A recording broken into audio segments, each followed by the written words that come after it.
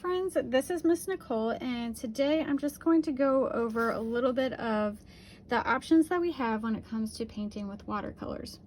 Okay, so there are three options that I have used and know of. There's other ones that I'm not aware of, but these are the three that I have used and I know a little bit about, so I feel like I can share with you. All right, so watercolors come in tubes, so just kind of like any kind of acrylic paint or oil paints. They come in these little tubes. They are normally pretty small. This brand I haven't used before, Phoenix, but I'm going to also demonstrate how to turn this into something like this. There's my little swatch right there. All right, so we have tubes. Then we have pan paints. I have cotton balls here just to keep my pans all in their rows and so they don't go all over. These are called half pan sizes. So this size right here is a half pan. There's also full pan, which is double the size or even a little bit bigger. I tend to like half pan because I like to have more colors and options because they fit in a smaller container. It's definitely more portable using it this way. And you can also even use the Crayola. It comes in the long 8 standard colors. That's also kind of a pan paint type of thing. Then lastly, we have these liquid paints, which is basically like watercolor already mixed with some water. You still have to dilute it if you want lighter colors. And let me find a little spot. Oh, I didn't clean off this lid. I often use the lids as my mixing palette, but you can see that little dot there. That is the liquid watercolor. And you just add, I lost my brush. You can just add some water to make it go further. So to dilute it a little bit more. It's basically like concentrated watercolor that's already had some liquid added to it. So it's really ready to go. So those are the three options. Now my preference, I actually like pan paints. In a tin, you can start with the liquid ones and go to a pan pretty easily, and I'm going to show that. My least favorite are the liquids. I don't know if it's because they're new to me and I haven't worked with them too often that I don't like how they flow on my page and mix. It could just be me. I know a lot of groups I'm in, people love the liquids and they, wouldn't use anything else. So it's totally a preference.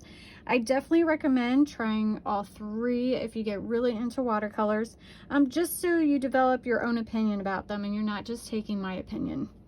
So I'm going to go ahead and move these liquid ones. And this is not a watercolor, but also something super handy to have is masking fluid. So if you're working in an area where it has a lot of little white spots, you would use this, put it down on your paper, whatever you're doing. If you're doing like window panes or something and you need really, really small white to remain there and you're afraid that you're going to go over it with your watercolor because there's no white watercolors. I mean, there is one here, but it's not going to go over a layer of watercolor. So if a darker layer, using this white is not going to go over it. It's not going to be as bright.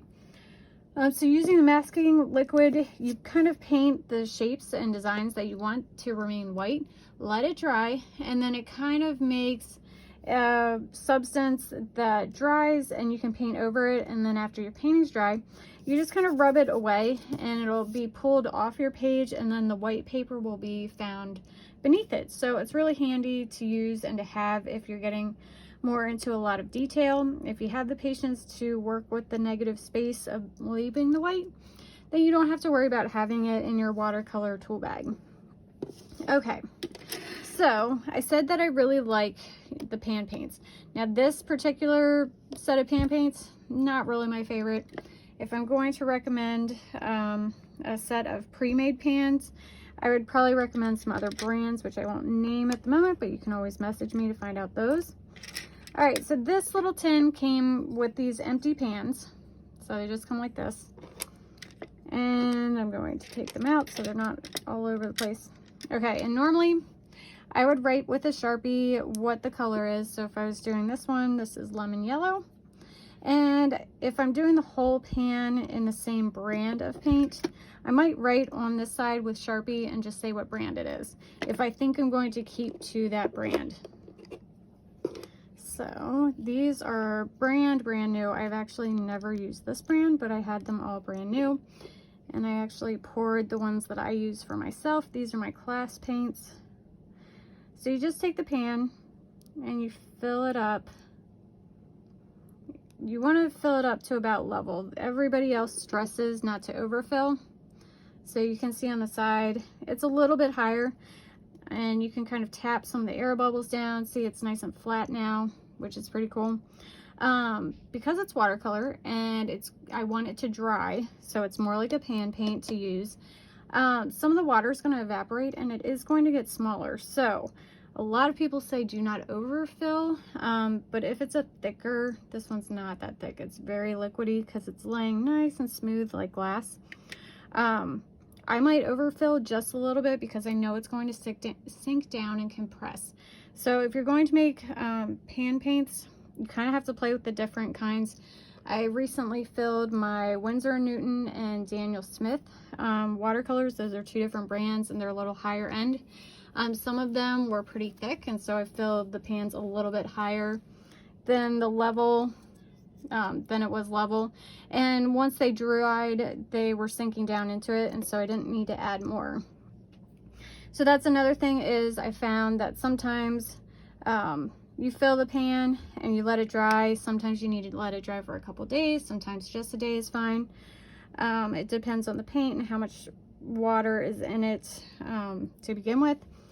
So you might want to refill it again if it's dries too low, if it's a color you're going to use often. If it's not a color you're going to use often, then you don't have to worry about that. Refilling it so it's level. Something like black, I would definitely make it so that it was level, even if it took a couple more days. And it also depends on the weather and all of that as to how long these dry. So I won't show you now because that'll be boring, but I am going to use all these colors to fill these, and I actually have 2 more trays of these to use for when I have students. Let me think, was that all I wanted to tell you guys about? Probably at the moment. And I would just say play around with them. So when you're using liquid watercolors, you don't want to use it in its concentrated form. Like, I wouldn't want to dip in there and just go straight to my paper here.